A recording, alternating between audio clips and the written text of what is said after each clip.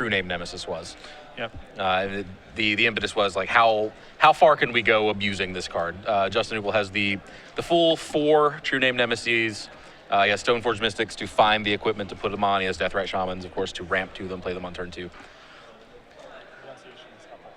So John on the draw, starting off with a City of Brass and 2 copies of Lion's Eye Diamond, and now is attempting to cast Faithless Looting. In response, cracks the Lion's Eye Diamond. This causes him to discard his hand, putting most notably Stinkweed Imp into the graveyard, allowing him to start his Dredge engine. And buckle up. Like, we could actually, John Good could, in theory, win the game this turn. He is going to see a lot of cards, it looks like.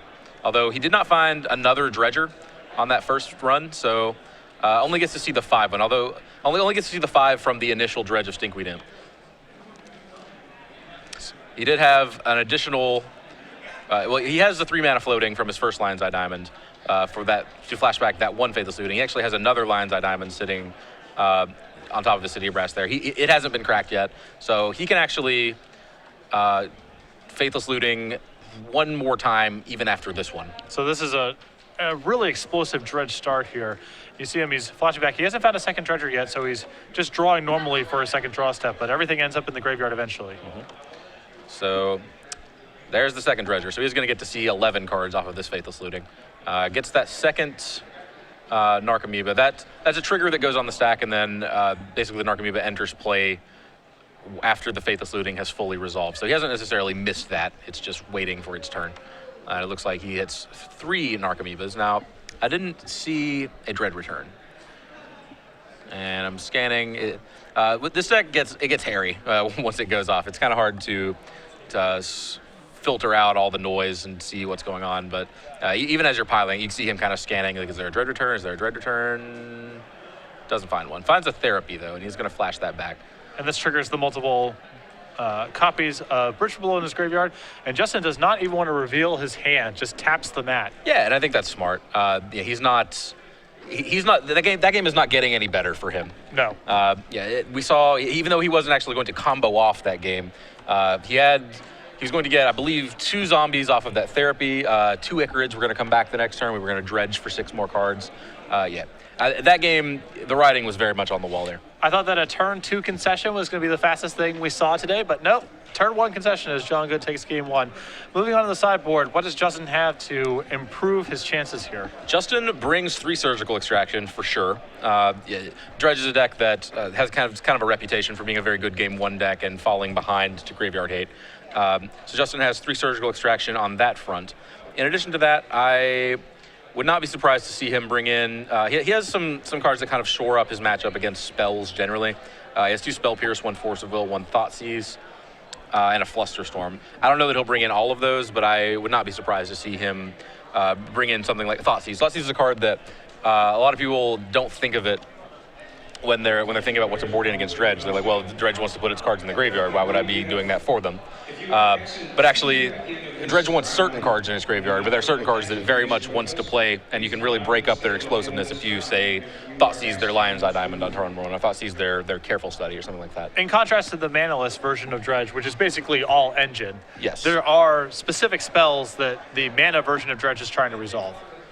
So on John's side, he's got 4 Ashen Riders, 4 Nature's Claims, 4 Leyline of the Voids, the Ashen Riders and Nature's Claims for fighting various graveyard hate cards.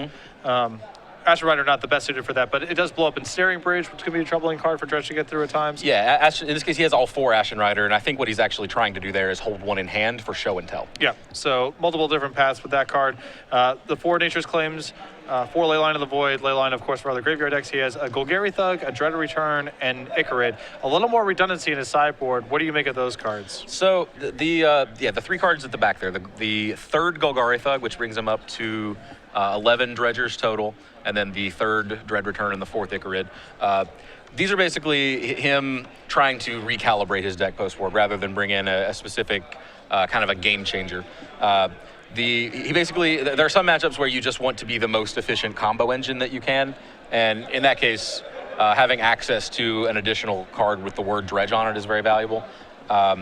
then of course the Icarid and the Dread Return, those are kind of more of a grindy game. If he wants to, if he is in a situation where he thinks he is going to have to win over multiple turns, then he wants to lean on those Icarids rather than trying to do something explosive.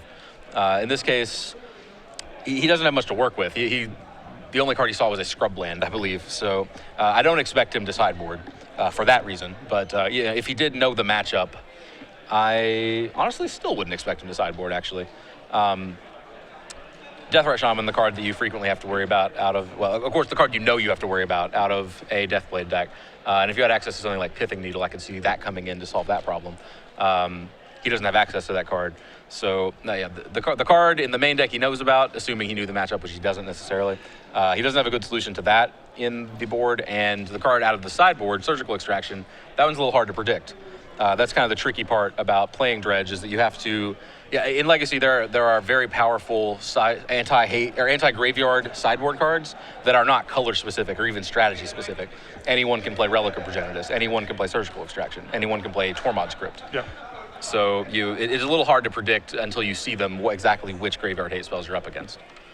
Dredge is a pretty curious deck for me in Legacy because it used to have by far the best game ones in the format, and so people had to sideboard a ton of really egregious sideboard hate to beat this. Now that people have Deathright Shaman, it does make your game ones a little bit worse across the board, but the upside is people don't have the same number of Leyline of the Voids and Tormod scripts that they did previous to Deathright Shaman's printing, so your post-board games are not quite as bad as they used to be. Yeah. So it's a little bit of a give and take there. Honestly, I think that your game ones have gotten worse too. There used to be several matchups that you had to really try to lose game one if you're playing Dredge. That's not necessarily the case anymore. Of course, yeah, Deathright Shaman does a lot of work, but even something like Spell Pierce or Thoughtseize, as I was saying, like one cheap piece of interaction can buy multiple turns. And there are many good closers now. You know, True Name Nemesis, of course, quite the closers. Stoneforge fetching up Batterskull, that can end a game quickly. If the Dredge deck is disrupted, even with traditional disruption, like a Stifle even, or something like that. And look, I'm taking a look at Justin's main deck just to try and see how many cards he has that he just doesn't want. Notably against Dredge, you don't want cards that are expensive, and you don't want cards that interact unfavorably with Bridge from Below. So something that would just be a removal spell that puts things in the graveyard. That would only trigger Bridge from Below, so that's not helpful. Justin has a Vindicate that I don't think he wants. He has 2 Jace the Mind Sculptors and 2 Liliana of the Veil. Those seem pretty poor. So in addition to those 3 Surgical Extractions on the board, I fully expect him to have brought in at least 2 of something like Thoughtseize or Flusterstorm. So John, with a pretty aggressive opening here off of his mulligan, has a turn 1 City Brass, a Lion's Eye Diamond, plays a Breakthrough for 0, and in response is sacking his Lion's Eye Diamond. Justin is brainstorming in response, presumably looking for Force of Will. Yeah, this is another very explosive start for John, and if that Breakthrough goes through undisrupted, now of course we could see what we saw last game, which was that, the Breakthrough is going to draw 4 cards. That first draw will be replaced by the Stinkweed Imp, which would dredge 5. And if we don't find another Dredger in those 5, then we're just going to draw 3 cards and then dump them all in the graveyard and not really get anywhere. So John kind of spinning the wheel here, even assuming that his Breakthrough resolves as planned. But if he does dredge into Dredger, then this is a very, very explosive start. So Justin here resolving his Brainstorm, see if he has, and appears that this is going to resolve, so we'll see how good John's dredges are momentarily. Yeah, did not find Force of Will. Now, there is another 0 mana form of interaction post-board. He could have found Surgical Extraction as well. He could have used it if he found it on Stinkweed Imp, but he may prefer to try to interact with John Good's combo in a different way. I know that Dave Thomas is a noted Dredge player. He once told me that it was almost always correct to Surgical Extract Narcomoeba. Yep. So with the 3 mana left over from the Lion's Eye Diamond, John named red, and he's going to keep dredging here. Brings back his Stinkweed Imp.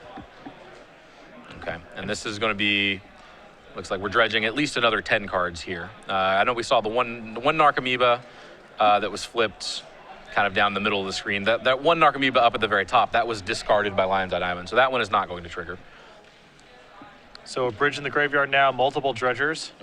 A base for John to work with. Yeah, very, very good start.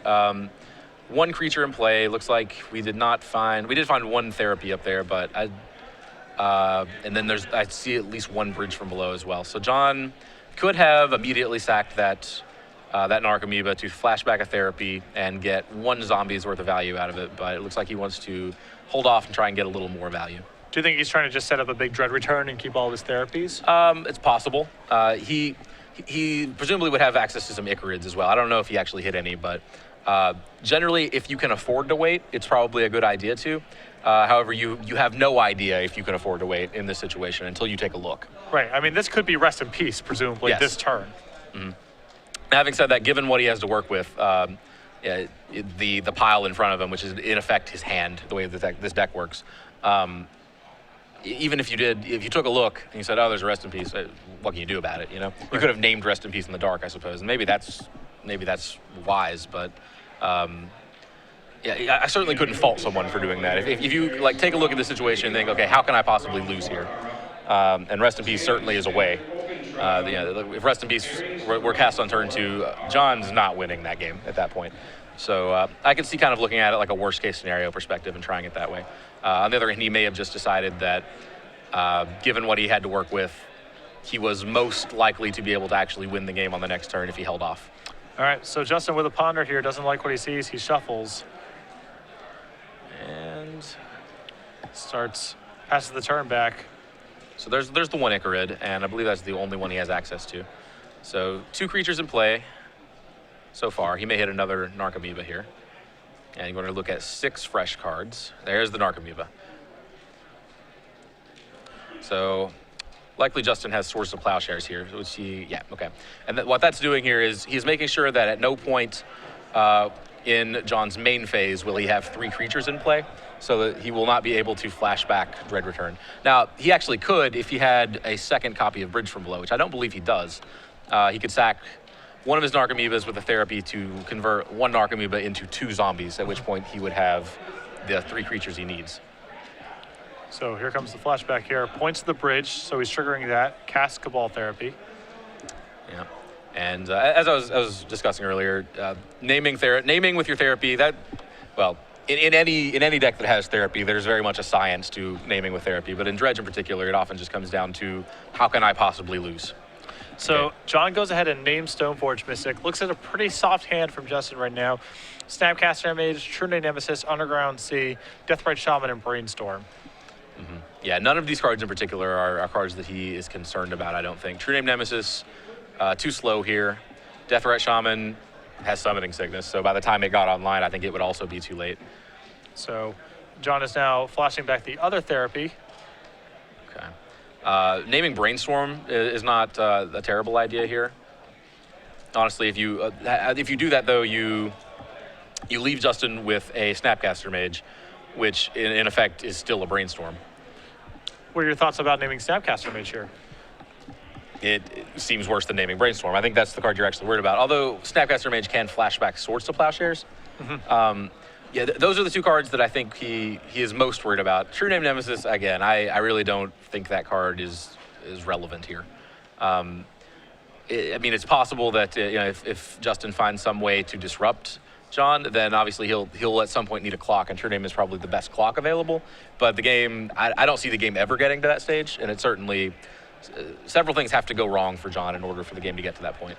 All right, so Justin just plays a land and says go. John on his upkeep, getting back the Icarid. Mm-hmm. Justin representing Snapcaster into Swords to Plowshares, which John does know about. All right, there's a second bridge in John's graveyard. There's a Narcomoeba. Mm-hmm. So the Narcomoeba going to show up. And did we have another therapy? I don't believe we did. We used them both last turn, right? Okay, so again, Justin going to end the upkeep, Swords and Icarid, to keep John, to attempt to keep John's creature count low. The other thing that does is actually it puts a creature into play on Justin's side that can die. Mm-hmm. So now if John wants to attack with these zombies, Justin can throw the Snapcaster Mage in front, and after combat, the Bridge from Belows would be exiled. Yes. But he did reach the critical 3 creature threshold that we had mentioned before. Mm-hmm. This allows him now to Dread Return. Right, and I see the Flamekin Zealot. That's that's ultimately what he is looking to to dread return back. But it wouldn't do too much work here. It would basically just become a Flamekin Zealot and 2 zombies. So John decides that he doesn't want to attack just yet and passes the turn back. Justin starts off his turn with a Brainstorm. Okay, and again, 3 Surgical Extraction, probably the most important card for him to find here. Kind of off in the distance. Again, he does need to find a clock, so a Tritium Nemesis or a Stoneforge Mystic would also be helpful. And Stoneforge Mystic looks like what he did find there, so that's gonna give him a shuffle effect and a clock and possibly interaction in a sense. You can use Jitte to, I mentioned earlier, Snapcaster Mage can jump in front to get rid of some bridge from belows. Jitte can do that too. Being able to, at instant speed, on demand, kill your own creature is strangely valuable against a Dredge deck. So Justin just passes the turn afterwards. John goes ahead and dredges the Stinkweed Imp as the Golgari Grave Troll is stranded in his hand currently. And it looked like another Therapy, the only kind of action card that we hit there. So that Narcomoeba can now become 2 zombies, if that is something that's valuable for John. He could also actually get rid of the Umezawa's Jitte that he knows is in Justin's hand. And now here's a Path to Exile from Justin. Okay, this likely, again, inside John's draw step. So, gets rid of the non-token creature, and actually gets rid of the clock for John, as strange it is to call a 1/1 flyer a clock.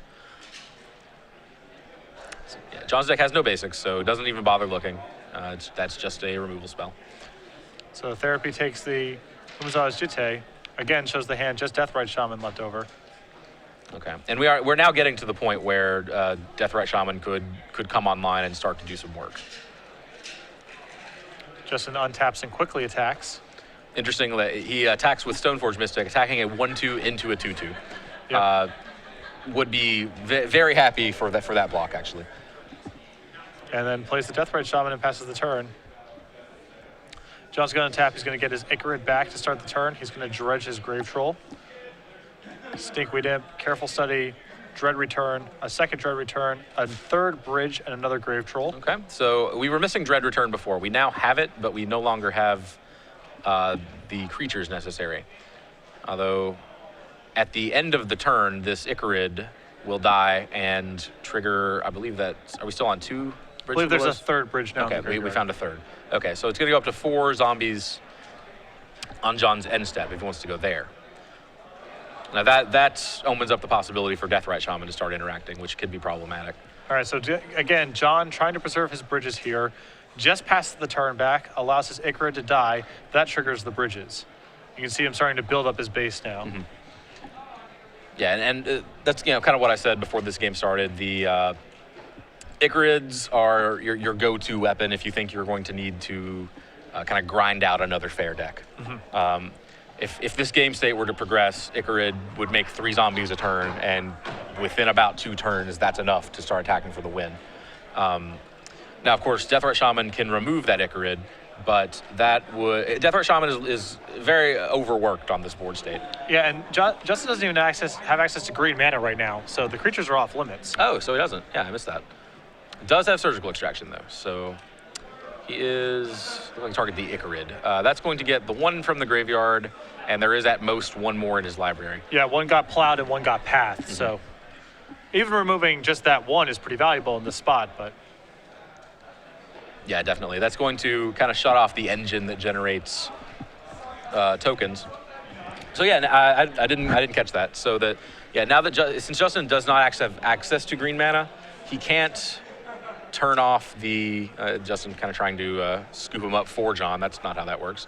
But he is not able to remove the target for Dread Return in response to the Dread Return, which.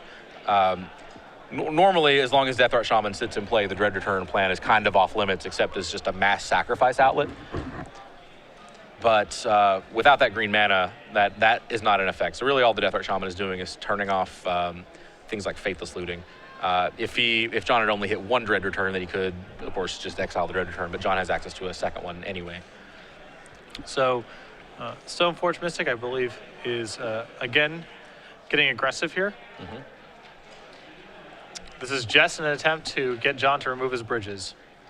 Yeah, crashing 1/2s into 2/2s. It's rare that that is the correct play, but Dredge does some funny things with traditional thought, you know? Yep.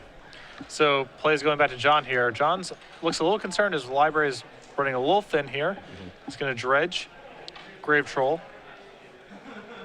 finds his Flare. Okay, Flare the Hatebound, the kind of traditional win condition here.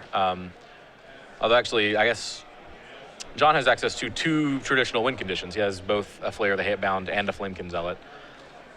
Ordinarily, what you want to do with a Flare the Hatebound is get it into play and then sacrifice it'll come back, and 2 other creatures to Dread Return a Golgari Grave Troll. The Grave Troll, in theory, big enough to just dome them in one hit. When it comes into play, it would trigger the Flare of the Hatebound, and so it would deal damage equal to its power to Justin in this case. That won't work here because that Death Shaman actually is doing work now, because for that plan to work, he needs both of his Dread Returns. Yes. And so if John were to use one Dread Return on the Flare, Justin could just remove the other one in response. So John's in a weird spot here. And also, I don't even know if John can really get anything going with these Grave Trolls. They're all stuck in his hand right now. He has no way to get them back in his graveyard. That is true. I don't know how many he has in the hand. Is it all 4?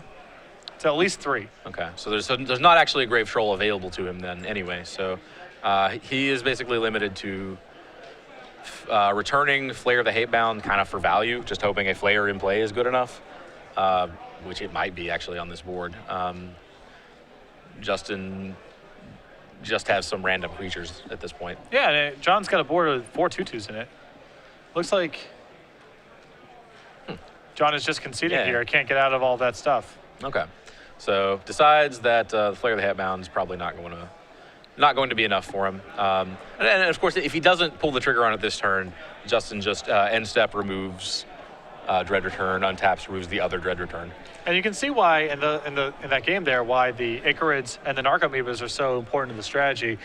Without those cards, the Bridge from Belows can actually be fairly anemic in a lot of spots. Yeah, for sure. You need actual creature cards for the strategy to work. You know, tokens sacrificing to make tokens, that's not how Bridge from Below works. So you definitely need like cards with the creature type creature. And if the opponent can actually keep you off of those, and you need them at sorcery speed, in fact, a lot of times. So yeah, Source of Plowshares and Path to Exile actually do some pretty good work there. Yeah, one's probably not going to get it done, but Justin was able to present multiple of them. And goes back to whether or not, are you supposed to therapy aware that Snapcaster Mage there, as the Snapcaster Mage was both able to get back a Source of Plowshares and be a defender that could die inside of combat. Nemesis, can actually go to the graveyard from combat. That is true. So there is something to be said if you're on a Bridge from Below plan, letting your opponent have true name Nemesis, because they either don't name you and then it's just not really a card in play, or they do name you and you can still Alpha Strike pretty liberally into it. Yeah, that Snapcaster Mage put John in a spot where he could never afford to attack with his zombie tokens unless the attack was lethal or set up lethal. Whereas if he could have just treated the True Name Nemesis as an abyss that ate a zombie every turn and just kept on making zombies and attacking, that might have worked out better for him, you're right. And then, of course, Snapcaster Mage also, it turned on cards in his graveyard. Because if John's ever able to get one of those Icarids to just stay in play for a couple turns, the value he generates is insane. Yeah, no, I think if there had been even one single turn where John gets to, say, make 3 zombies with an Icarid, and then gets the Icarid back the next turn and threatens to do it again, I think that may be enough to push through there. Yeah, with Dread Return, and I mean, he had his combo pretty much set up there. Yeah, 3 zombies a turn adds up. Yeah. Even 2 zombies a turn adds up pretty quickly when you're contributing to it in various ways with Narcomoebas and Icarids. So yeah, the therapying there, it was maybe a little ambitious, I guess. Kind of looking at True Name Nemesis and thinking like, well, this game could progress to a point where True Name Nemesis is a problem. Yeah, it gets a GT on it now. Suddenly it's hard for me to get much going. So game 3 underway. Justin got run out of the gym in game 1. Things were looking pretty dire for him in game 2.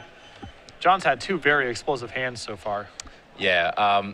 Dredge is a deck that gains a lot of additional momentum when it's on the play.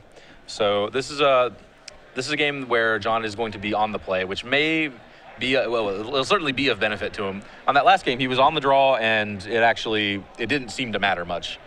He still had a pretty explosive start.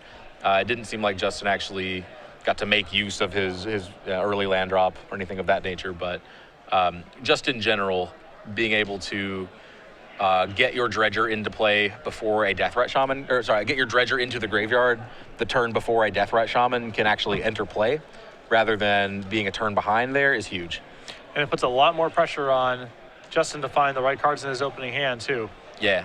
On the play, Justin can afford to keep Deathrat Shaman and no other significant interaction. Whereas I think on the draw, Justin basically has to mulligan to either Force or Surgical. Yeah. Especially if John keeps 7. Once John starts mulliganing, maybe that changes your equation. That is true. The mulligan rule that players kind of take turns mulliganing, that actually, Dredge predates that rule, and I think Dredge is one of the decks that was almost punished by it the most.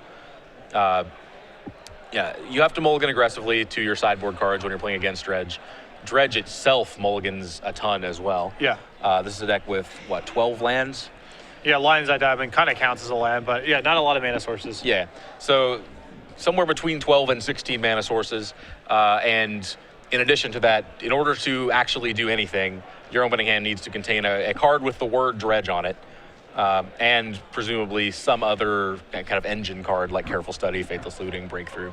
So actually a lot of pieces that have to come together. Yep, Justin taking a mulligan too.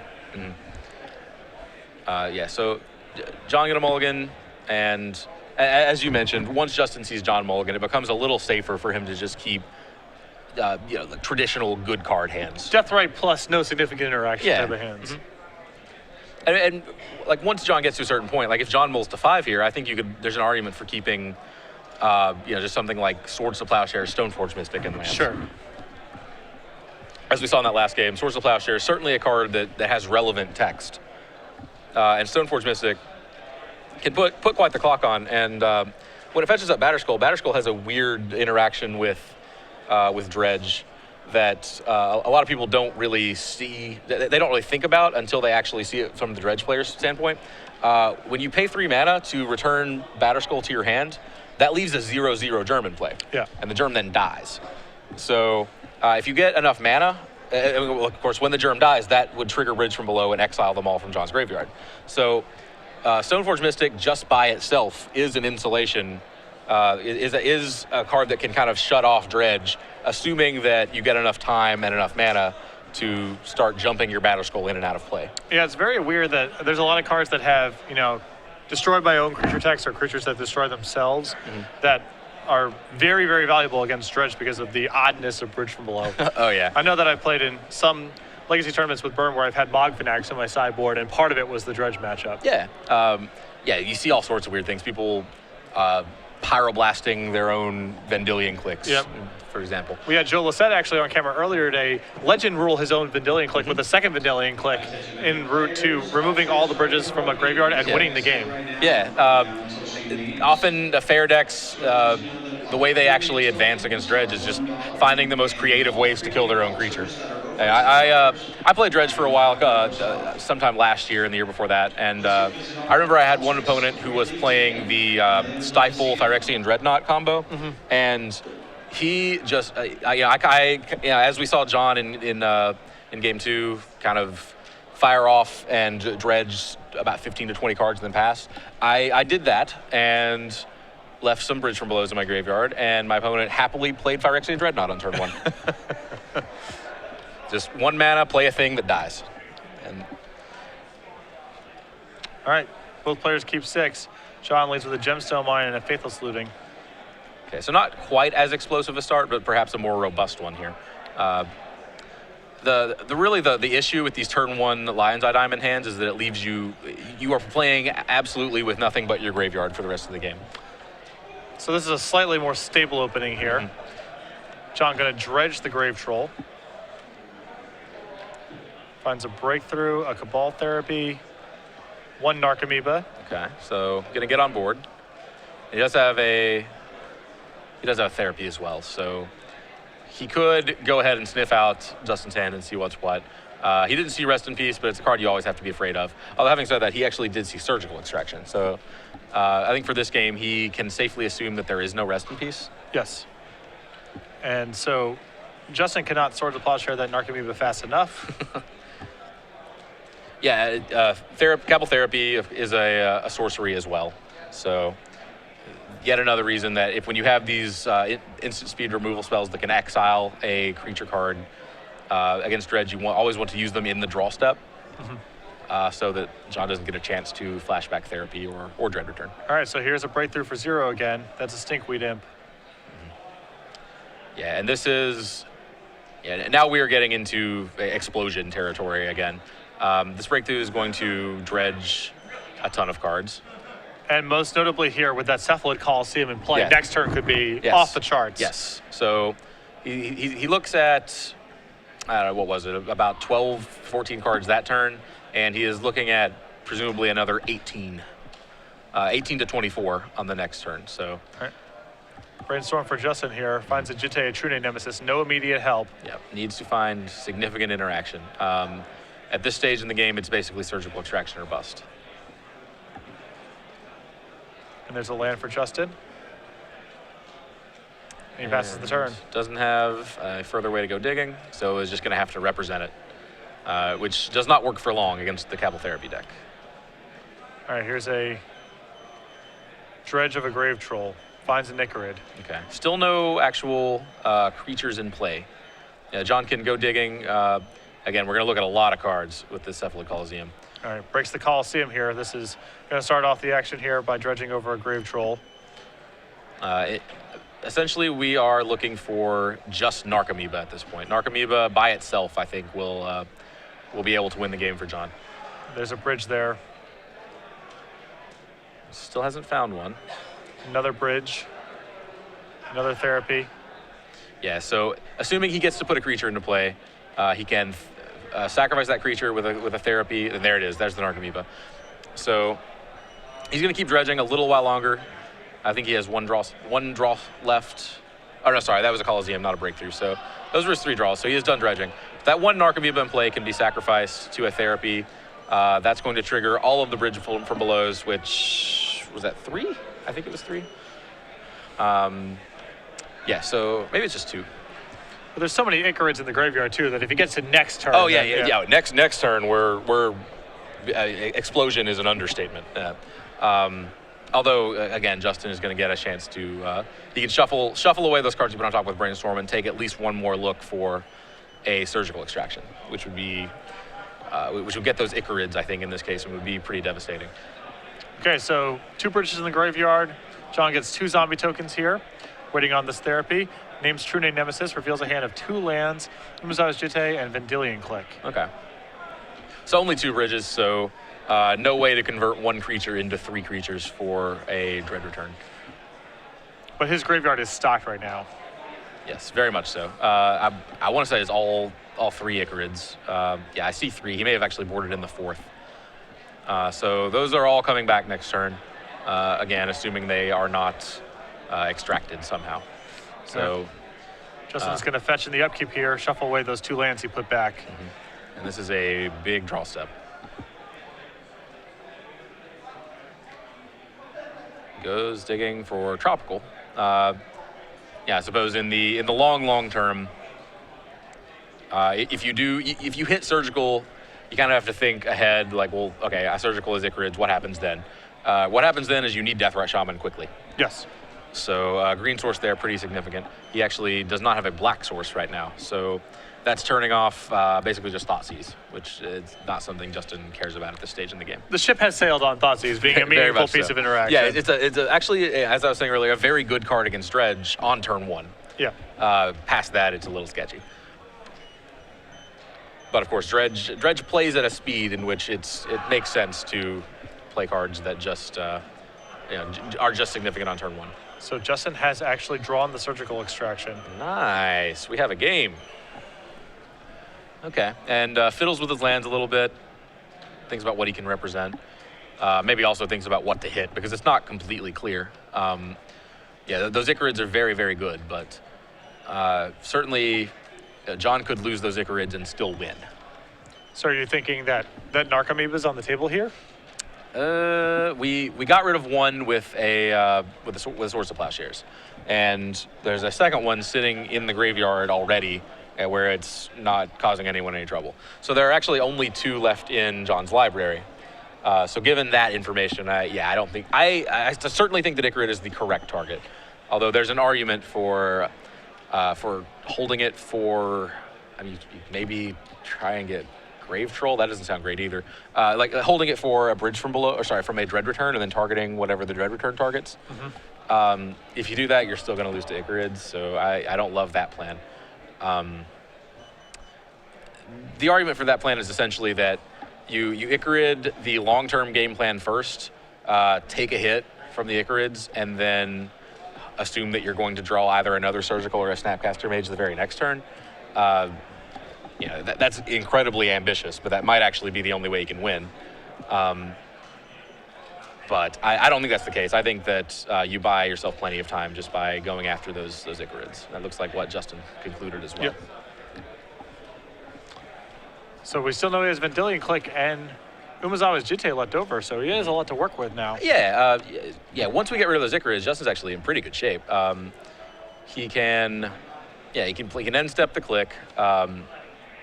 Click not especially significant in terms of what it's traditionally there for, looking at people's hands, breaking up combos or whatever here. Really, it's just a body. But once he has that body in play, assuming he has a land drop, he can play Jitte, equip it, and then he can then kill his own creature at instant speed and get rid of those bridges. Okay, this is big. I mean, John with his dredge here has found a 3rd bridge and a Narcomoeba. Yep. Now that Narcomoeba never goes to John's hand in this process, so Justin cannot, in the draw step, play Vendilion Click to get rid of that in any way. But Justin is going to consider his options here. Basically, he has instant speed interaction, and he's going to double check and see if that helps him in any way. I mean, what's the merit here of clicking? Is it the hope that John just draws the 4th Narcomoeba off the Click? The thing is, if you do that, you can actually replace the draw from Vendilion Click with a dredge. Yes. So that doesn't even work at all. Yeah, well, it doesn't work unless John just doesn't think about it. Maybe you gotta go that level. Well, Justin just clicked himself there. Yeah, I think that's what you got to do. The only spell we know in Justin's hand is a Umezawa's Jitte, which I think is very valuable here. I don't know if he... Yeah, he just put it on the bottom, not in the market. Yeah, shipped the Jitte, huh?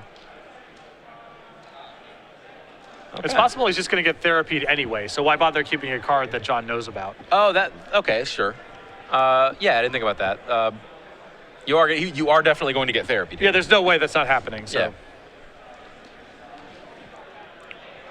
And John looks like he is kind of doing the turn-by-turn bookkeeping that comes with Dredge, where you have to reassess your graveyard and remind yourself what numbers of which cards you have available.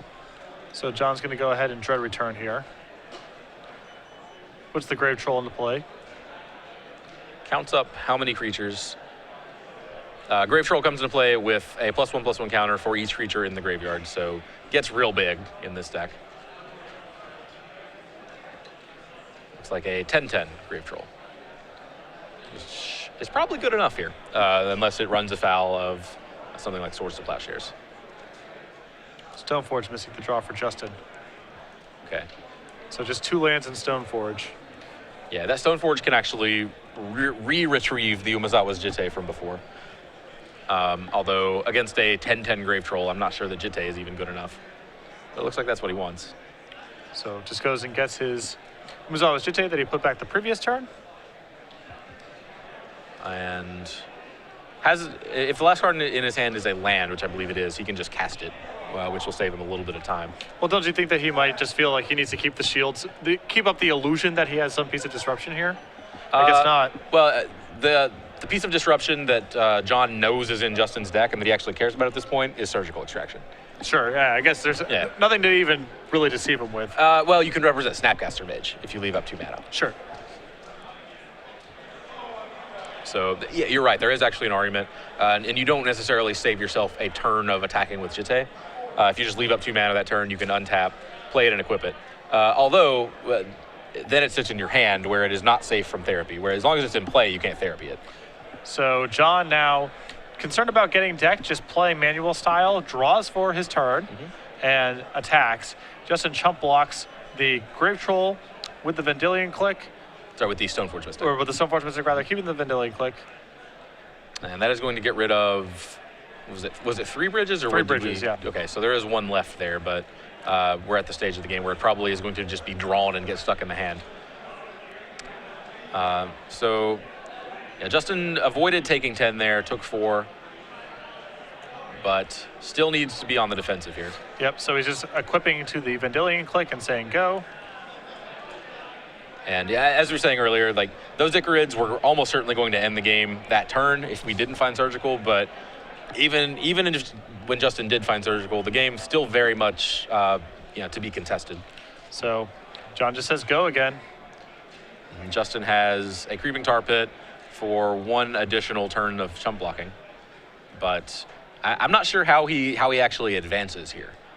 He can buy time, but I suppose he needs to find a Swords to Plowshares or a Snapcaster for the Swords to Plowshares in his graveyard. Or a Path to Exile. That makes things very simple. At that point, every creature he draws essentially indicates a zombie, and the game's pretty easy to take over from there. Yeah. So he is digging furiously here to answer that Grave Troll, and he has some fairly efficient answers with which to do so. Yeah, you're right. Once he gets rid of that 10/10, John Good's beats are pretty anemic. And it's going to be very difficult for him to reestablish those beats since he already lost his Bridge from Belows. So it looks like he is going to keep with the Ponder and shuffle up with Stoneforge Mystic. He's not going to shuffle, though. Did I miss that? Okay. So he knows that the top card then is... Do we know the top card? I believe it was another creature. Yeah, it was a Vendilion Click, I think it was.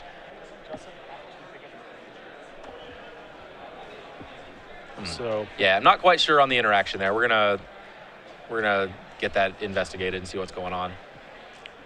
Okay, so John again therapies. And it's possible that our spotter is inquiring as to the interaction with Stoneforge Mystic. Yeah. And what's being checked here is whether or not Justin is allowed to. Yeah, Justin can fail to find an equipment with Stoneforge Mystic, but depending on the wording, he may be required to pick up and look and shuffle. As it turns out, Justin knows what his cards do. He can just choose not to search at all if he wants. And he ultimately decided that he did want that Vendilion Click. So, well, looks like we are maybe a little bit of miscommunication as well there. But Justin Vendilion Clicks, takes a peek at John's hand, leaves them all there, naturally. Okay, and so John cracks in. He's out of zombies, just has the 10/10. But that may be good enough here. Justin can activate Tar Pit. And we're Swords to Plowshares or bust, right? I mean, he has 1 more chomp block available to him here. Yes. With the Creeping Tar Pit. A Jace would work at this point. Yeah, you can just bounce the troll. Jace is even in his deck. Yeah, I would suspect that it is not. But if you left it in, that would work. I was trying to kind of do the math in my head to see if there was any way he could, maybe just one-shot him with the Tar Pit. He can attack for 11 with the Creeping Tar Pit, which is not nothing, but at 21, that's not going to do it. And of course, he cannot activate Tar Pit and equip Jit to he can't block with an 11. And there's the path. Power. He does find it. So that's a big swing. We were saying it was swords or path or bust. Now that he found it, he's in great shape, I think. Yeah. It's not clear if John can really reassemble. He has no mana. He can't dredge. He's going to run out of a deck. And there it is. Just shows the hand, says you pulled it out. Justin Uppal wins 2 games to 1 off the back of a timely Path to Exile.